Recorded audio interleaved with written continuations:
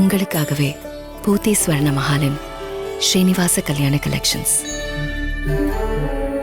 பூத்தி ஸ்வர்ண மஹால், இது பரிபூரணத்தின் அடையாளம். It takes passion, vision and courage to build a legacy. Casa Grande, transforming lives.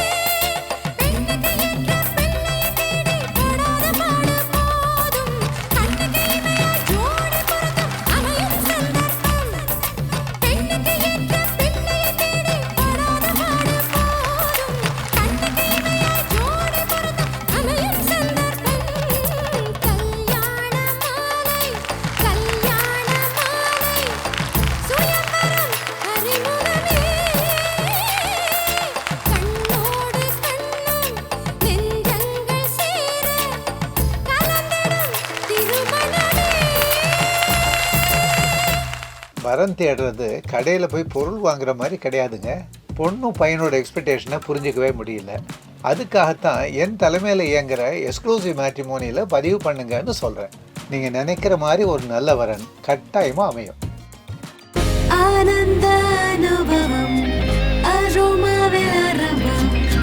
ஆனந்த அனுபவம் அரோமானே. Chennai perfect match திருவிழாவில் நடுவர் திரு ராஜா தலைமையில் முகமூடி இன்றி வாழ்வது சாத்தியமா சிரமமா பட்டிமன்ற விவாதம் சென்ற வார தொடர்ச்சி. அவங்க சொல்றாங்க, சார் நடுவரை நாங்களாம் புகழ்வோம் தான் சார், அதுக்குன்னு ஓவரா பண்ண என்னால் ஒத்துக்க முடியல சார். அது நடுவரை பாருங்கள், எல்லா ஊரிலும் ஒரே உடை தான் அணிந்து கொண்டிருக்கிறார். மீரா மேடம், அடுத்த பட்டிமன்றம் சுவிட்சர்லாண்டில் நீங்கள் பண்ணணும், சரியா? இப்போவே நாங்கள் எல்லா விதமான ஒத்துழைப்பையும் கொடுப்போம். அடுத்த பட்டிமன்றம் சுவிட்சர்லாண்டில் அவர் தான் நடுவர். ஒரு கோட்டு ஒரு பிளேசர் ஒன்று கிடையாது. இதே வேட்டி சட்டையோட சுவிட்சர்லாண்டில் ஏரோப்ளேனில் இறங்கினதுலேருந்து நான் தான் இன்னைக்கு பேசி போடலாயா? நான் சுவிட்சர்லாண்டில் போய் வேலைக்கு போகணுமா? இதெல்லாம் ரொம்ப ஓவராக பேசுகிறேன். நாங்கள் 3 பேரும் ஃபோட்டோஷாப் போர்ட்ரேட் 3 பேரா 4 பேராம்மா? நடுவரை எந்த பக்கம் சேர்த்துருக்கீங்கன்னு கேட்டேன். என்னைய விட்டுருங்க.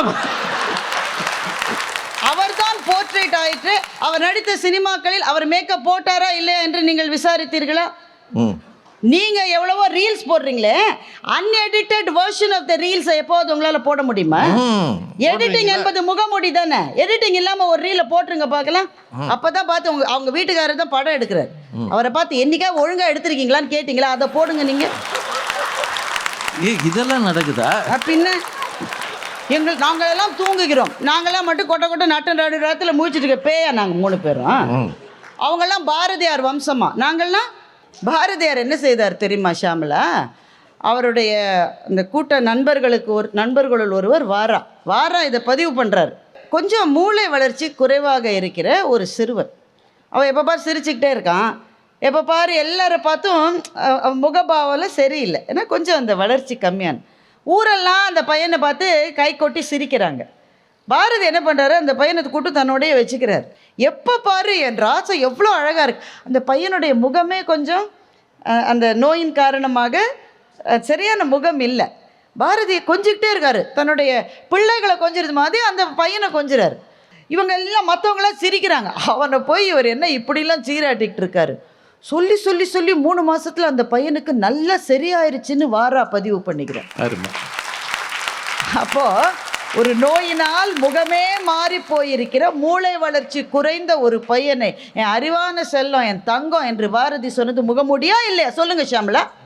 முகமூடிதான். பாரதியும் முகமூடியை போட்டு கொண்டான். எப்போது? இன்னொரு மனம், இன்னொரு அறிவு, இன்னொரு ஆன்மா அதனால் செழித்தழும் என்றால் பாரதியும் முகமூடியை போட்டுப்பான். நல்லா பாருங்கம்மா அதை. சார் சிவகுமார் ஏற்கனவே சொல்லிட்டார், இருந்தாலும் அதோட தொடர்ச்சியாக சொல்கிறேன். இவ்வளோ டாக்டர்ஸ் இருக்கீங்க, எதுக்காக சார் உங்கள் பேஷண்ட்ஸ் கிட்ட நீங்கள் சொல்கிற பொய்க்கு ஒரு அளவு இருக்கா சார்? அதனால் பொய்ன்னு சொல்ல முடியுமா? அதை எப்படி இருக்கேன் டாக்டர்னு கேட்குறாரு ஒரு வயசானவர்.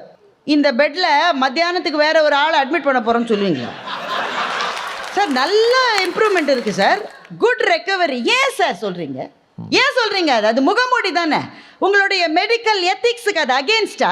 No, it is a part of your ethics. ஏன் அந்த எவ்வளவு நேரம் அந்த உயிரை நீடிக்க வைக்க முடியுமோ அவ்வளவு நேரம் நீடிக்க வைப்பதற்கு ஒன்றை சொன்னால் என்ன சார் உங்களுக்கு பிரச்சனையா போச்சு? அவங்க எல்லாருக்கும் 3 வாழ்க்கை இருக்குது. ஒன்று ப்ரொஃபஷனல் லைஃப், அதாவது தொழில் சார்ந்த ஒரு வாழ்க்கை. 2வதாக நமக்கு இருக்கிற வாழ்க்கை சமுதாய வாழ்க்கை. 3வதாக நமக்கு இருப்பது நம்முடைய பர்சனல் வாழ்க்கை. இந்த 3 வாழ்க்கையிலும் முகமூடிகளே இல்லாமல் ஒருவர் வாழ்ந்துவிட முடியும் என்று நீங்கள் சொல்லுங்கள். தொழில் சார்ந்த வாழ்க்கையை பற்றி நான் நிறைய சொல்லிட்டேன் சார். இப்போ சமீபத்தில் எண்ணிக்கை இதெல்லாம் வேணாம், ஒரு பட்டிமன்றம் நடந்தது. அதில் ஒரு பேச்சாளர் பயங்கரமாக சொதப்பிட்டார் சார். அவரால் அந்த பட்டிமன்றத்தினுடைய போக்கே மாறி போயிடுச்சு. ஒரு மாதிரி கஷ்டப்பட்டு பட்டிமன்றத்தை முடித்து நாங்கள் தான் எது நடந்தாலும் சிரிச்சுக்கிட்டே இருப்போம்ல, சிரிச்சுக்கிட்டே வெளில வந்துட்டோம். அந்த பேச்சாளர் சுஜித் கிட்டேயே போய் நான் எப்படி பேசினேன், சுஜித் என்ன சொல்லியிருக்கணும், சரி ஏன் சொதப்பினேன், உன்னால் பட்டிமன்றமே பாதை மாதிரி அப்படி தானே சொல்லணும். You nailed it. என்ன நெயில்? அதுதான் லாஸ்ட் நெயில் சார். இதுதான் சார் ப்ரொஃபஷனல் லைஃப். நாம சமூகத்தில் சில பேரோடு கலந்து பேசுகிற போது எல்லா நெஞ்சங்களையும் முறிக்கிற வேலை என்னுடைய வேலை இல்லை என்று நான் நினைக்கின்றேன். இல்லை, ஏன்னா ஷாமலா இவ்வளோ சொன்னாங்களே, நாங்கள் எப்போ உண்மையை பேசுகிறோம், எங்களுக்கு ராத்திரியில் தூக்கம் வரும்னு. உங்கள் தெருவில் ஒரு கொலை நடக்கிறது என்று வைத்துக் கொள்ளுங்கள். நீங்கள் நான் பேசுறதுல பயங்கரமாக இருக்கு, எனக்கே தெரியுது. ஆயுர்வேதம் ஒரு பொக்கிஷம், நம் ஆயுள் நீட்டக்கும் அற்புதம்.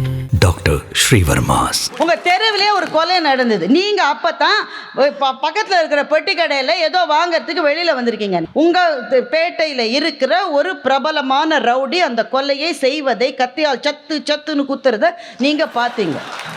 ஏதோ பேப்பர் படிச்ச மாதிரி. ஆமா, போலீஸ் இன்ஸ்பெக்டர் ஒவ்வொரு வீடா வந்து கேட்பாரு தானே சார். எதாவது பாத்தீங்களா? யாரா பாத்தீங்களா? நீங்க என்ன சொல்லுவீங்க ஷாம்லா? நான் இன்னைக்கு லீவு, நான் உள்ள ரெக்கார்ட் பண்ணிட்டு இருந்தேங்க, எந்த சத்தமும் எனக்கு கேட்கலன்னு தான் நீங்க சொல்லுவீங்க. ஒருவேளை நீங்கள் அப்படி சொல்லாவிட்டாலும் உங்கள் மீது அன்பும் பாசமும் கொண்ட உங்கள் குடும்பத்தினர் இப்படி சொல்லுமா என்று தான் உங்களிடம் சொல்லுவார்கள். உங்களுக்கு சமூக நீங்க என்ன, நீங்க இங்க இருக்கிற எல்லாரையும் தான் நான் கேட்கிறேன், நான் உட்பட. நமக்கெல்லாம் சமூக பொறுப்பு இல்லையா? ஒரு கொலைக்கான நீதி கிடைக்க வேண்டும் என்று நமக்கு எண்ணமும் வேட்கையும் இல்லையா? ஆனால் சுற்றி இருக்கிற சமூகம் இப்படி இருக்கிற போது நான் வேற எப்படி இருக்க முடியும்? குமரவேல் சார் சொல்றாரு, சிங்கப்பூர்ல ஒரு டாக்ஸி டிரைவர் அவருக்கு $5 திருப்பி கொடுத்தாராம். கூட 40 ரூபாய் கொடுத்தா தான் வருவேன்னு போன்ல சொன்ன பிறகுதானே சார் ஏறி வந்தீங்க, இல்லாட்டி வண்டியே வராது.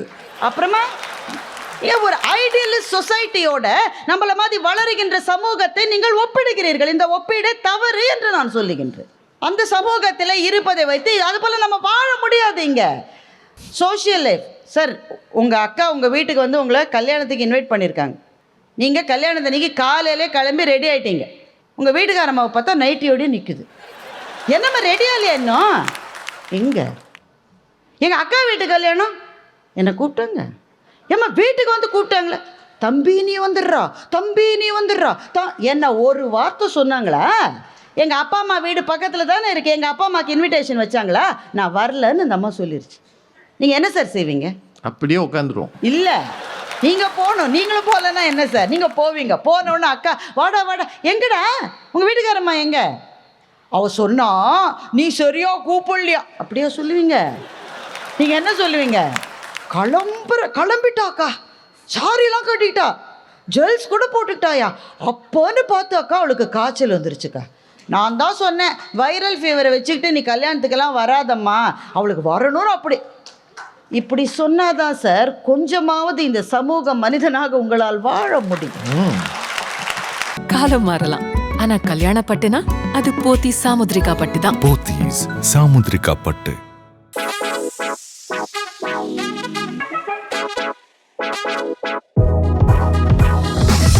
மூன்றாவதாக பர்சனல். எத்தனையோ கணவன் மனைவி இடையிலே உறவு நீடித்திருப்பதற்கு காரணம் அவளுடைய குறைகளை அவரும் அவருடைய குறைகளை அவளும் வெளியே சொல்லாமல் இருக்கிற ஒரே காரணத்தினால்தான் உறவுகளே வாழ்ந்து கொண்டிருக்கிறது.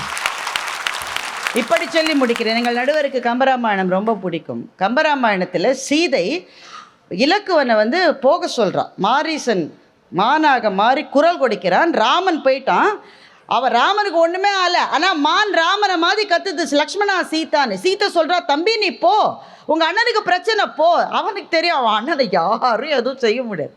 அண்ணி நான் போக மாட்டேன், உங்களுக்கு நான் பாதுகாப்பாக இருக்க சொல்லி அண்ணன் சொல்லியிருக்காரு, நான் போக மாட்டேன், அண்ணனுக்கு ஒன்றுமே ஆகாது, அவர் வீரத்தை பற்றி உங்களுக்கு தெரியாதா? சீதை பதட்டத்தில் சொல்லக்கூடாத ஒரு வார்த்தையை சொல்லிட்டான்.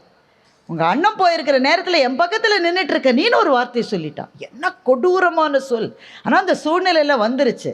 இலக்குவன் வெளியில் வரான், ராமன் அதுக்குள்ளே வந்துட்டான். என்னப்பா அண்ணியை தனியாக விட்டுட்டு வந்துட்டேன்? ஆமாம் இருந்தால் என்ன சொல்லியிருப்போம், உங்கள் மனைவி என்னென்ன சொல்ல தெரியுமா என்னன்னு அழுதுருப்போம்ல. இலக்குவன் இல்லை அண்ணி பதறினாங்க அதனால் வந்தேன் அப்படின்றான். அப்போ மட்டும் இல்லை, அடுத்து ராமனோடவே இருக்கிற அந்த 10 மாதமும் ஒரு சந்தர்ப்பத்தில் கூட அண்ணி இந்த மாதிரி என்னை சொன்னான்னு சொல்லவே இல்லை. கடைசி வரைக்கும் சொல்லலை. கடைசி வரை தெரியல. சீதை அந்த வார்த்தையை சொன்னதை நினைச்சு சீதை ரிக்ரெட் பண்றா. ஐயோ தம்பியை இப்படி சொல்லிட்டேனேன்னு அவ ரிக்ரெட் பண்றா. ஆனா அவ அப்படி சொன்னான்னு ராமனுக்கு தெரியாது. ஏன்? இலக்குவன் ஒரு முகமூடியை அணிந்து கொண்டான். நடந்ததை சொல்லவில்லை. உறவுகள் காப்பாற்றப்பட வேண்டும் என்று சொன்னால், சமூகத்தில் நமக்கான இடத்தில் நாம் நிற்க வேண்டும் என்று சொன்னால், அலுவலகத்தில் நமக்கு மேலே இருக்கிறவர் நம் தலைவிதியினால் சரியாக அமையவில்லை என்றால் முகமூடிகளோடு வாழுவதுதான் யதார்த்தமானது. யதார்த்தவாதி வெகுஜன விரோதி. பெரியவங்க இவங்க புரட்சி அம்மா. இவங்க உண்மையெல்லாம் சொல்லி பாருங்களேன். வெளியில சில உண்மைகளை கங்கை வரணும்னு சொல்லி பகீரதன் தவம் செஞ்சான். கங்கை சொன்னா நான் அப்படியே கொட்டிட்டா உன்னால் தாங்க முடியாதுன்னு சொன்னான். என்னுடைய வேகத்தை உன்னால் தாங்க முடியாது. சிவபெருமான் சொன்னார், நான் உன்னை தாங்கி கொண்டு அந்த வேகத்தை குறைத்து அப்புறமா இந்த பூமிக்கு தரேன்னு. சிவபெருமான் மாதிரி முகமூடிகளை அணிந்து கொண்டு பல ஆண்களும் பெண்களும் உண்மையினுடைய வேகத்தை ஃபில்டர் பண்ணி கொடுக்கறதுனால தான் நாம் இந்த உலகத்தில் வாழ முடிகிறது. நன்றி, வணக்கம். பெரியவர்களே, மிக சிறப்பாக இந்த நிகழ்ச்சியை நிறைவு செய்திருக்கிறார் திருமதி பாரதி பாஸ்கர் அவர்கள். உண்மையிலேயே இந்த 6 பேருக்கும் மனம் நிறைந்த வாழ்த்துகளும் பாராட்டுகள். அதில் நிறைவாக பேசிய திருமதி பாரதி அவர்கள் personal life, professional life, social life 3ஐயும் சொல்லியிருக்கிறாங்க. கம்பராமாயணம் வரைக்கும் போயிருக்கிறாங்க. பகீரதன், கங்கை அத்தனைக்கும் போயிருக்கிறாங்க. அவங்க சொன்னதெல்லாம் விலாவாரியாக சொன்னோம்னா ரொம்ப நேரம் ஆகிடும். முதல்ல இது முடியுமா முடியாதா, இவ்வளோதாங்க கேள்வி. சென்னை பர்ஃபெக்ட் மேட்ச் திருவிழாவில் திரு ராஜா தலைமையில் சிறப்பு பட்டிமன்றம். முகமூடியின்றி வாழ்வது சாத்தியமா சிரமமா? நடுவரின் தீர்ப்பு அடுத்த வாரம். காமராஜர்னு நம்ம ஊரில் ஒருத்தர் இருந்தார். அவர் ஒரு ஊர் வழியாக போகிறாரு, சின்ன கிராமம். ஒரு போஸ்ட் மரத்தில் மேலே ஏறி ஒருத்தன் நின்று தலைவரே வாழ்க, தலைவரே வாழ்கன்னு கத்தியிருக்கிறான். அவர் இறங்கி, கீழே இறங்கல, கீழே இறங்கு, நான் வாழ்வேன், விழுந்தேனா நீ வாழ்வியா? எந்த தலைவராக இப்படி சொல்லுவாங்களா? ஐயா, தொண்டன் வாழ வேண்டும் என்ற தலைவர்கள் இருந்திருக்கிறார்கள்.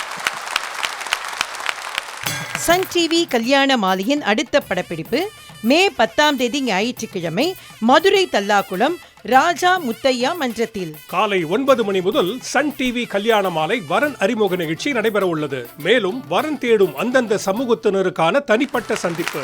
மாலையில் பத்மஸ்ரீ பேராசிரியர் சாலமன் பாப்பையா அவர்கள் நடுவராக பொறுப்பேற்க திரு ராஜா, திருமதி பாரதி பாஸ்கர் பங்கேற்கும் கல்யாண மாலையின் கலகலப்பான கருத்தாழமிக்க பட்டிமன்றம். மேலும் விவரங்களுக்கு 9840891300 அல்லது 9840891500.